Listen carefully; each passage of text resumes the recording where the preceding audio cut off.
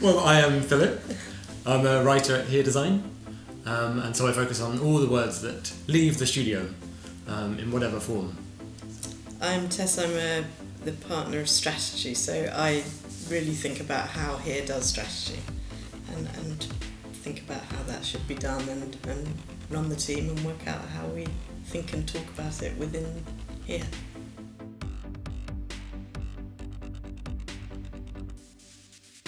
It does help with empathy, actually, kind of understanding some of the pressures on the client's side of things. Because I guess before I was actually surrounded by the client, which is amazing. So you get to see all the pressures and all the things that are driving them and all the tensions between the different sections, between merchandising and between retention and depending on the type of business, So that was amazing to sort of witness that, I think. And then it's really nice to step from that to this side where you actually get to work across loads of different kinds of brands, but using that kind of knowledge that I'd gained on the client side, yeah. And I mean, it's all about empathy, isn't it, our business, of understanding it. And I think actually quite often the artificial thing about clients versus us, if we actually are lucky enough that we look at a brief and we only do it if we think that it's worth doing, at which point we're all on the same side. There isn't really this sort of antagonism that there used to be between client and... That's nice, yeah. I think that's true a bit, don't you? And it always works best from my point of view when I'm actually literally on the side of the client. So if we're in a meeting and the client is there with me, often you can do work, as you know, you can do work where you actually don't meet the client for a long time.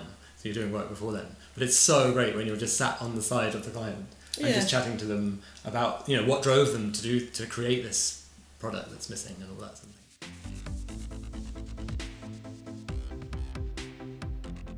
Yeah, there's a lot of rhetoric about collaboration, but I do think that we are genuinely, when Phil's writing as a 55-year-old Scottish, brewery man, that's me. He basically can really understand what that is. It's kind of a form of acting, isn't it? You're sort of putting yourself in those people's heads and then writing for them.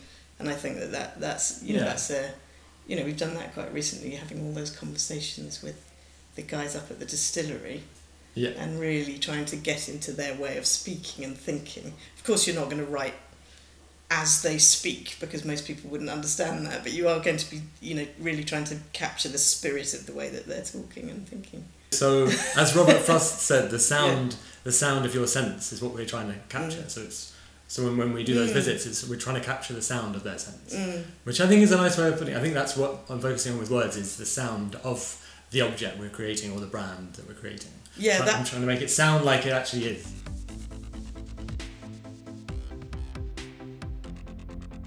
That's absolutely to do a sort of little link to me. So I'm a strategist and I am literally encapsulating and ventriloquizing what the guys want to do. So I am putting it in context more often than not. So as a strategist, what I do is I listen very carefully, and Phil and I are both quite chatty, but also quite good listeners. And for me, that's the skill, really, is that what you're doing is you're saying to the client who's coming to you with an idea that might be completely new, it might have any precedent, or it might be, I need to reposition something. What you're doing is you're listening very carefully, because people don't all, as a strategist, what you're trying to do is articulate in the clearest, purest way the idea for the designers to work on, if you're a strategist in a design company like I am. And what you're trying to do for the client is make sure that they're hearing the right thing. So you're listening very carefully. You're saying, right, I get the vision that they want. I get the tone of it and the feel of it, like Phil's saying. And then I'm going to contextualise it. This is the culture it comes in. This is how you're thinking about it. And then ultimately what I'm trying to do is open up a space for creativity for the guys to do something amazing.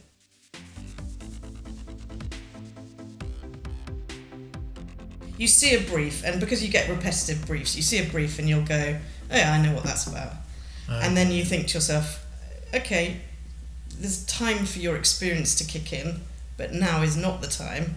Let's just sit back and listen.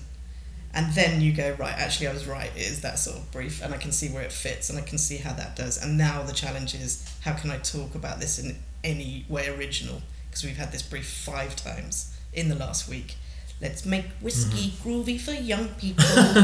Not again. But if but I suppose the risk of open-mindedness is almost too much open-mindedness. So that came up for me, my struggle. So obviously I'm researching all the time for ways that we can bring the brand or whatever it is, the object, to life through words. And it's then about actually being quite definitive about which ones you want to use. That's always for me, that's an ongoing, that's really interesting inquiry. Where do you stop? How do you draw the boundaries? So the word positioning, which is, a brand term that doesn't mean anything to other people, actually is a meaningful term, because all it means is how do you position yourself in relation to other people? And that's all about, for me, context. What we spend a lot of time about doing is thinking about cultural context. And that, because for us that's where authenticity comes from. You just make sure it fits somewhere, and then it doesn't feel like you've made it up, because you haven't. And we talk quite a lot as an agency of not liking FMCG branding. It's like the bitchiest thing we can say about a brief. It's a bit FMCG or something. And really what we mean by that is ideas that aren't located anywhere. They're just sort of made up by a designer who's sort of flitting around looking at culture in its superficial terms and not grounding it in a tradition or a rooted idea or a place or something like that. So we don't really mean it about FMCG. What we mean by that is it's a synonym for ideas that aren't rooted in real things.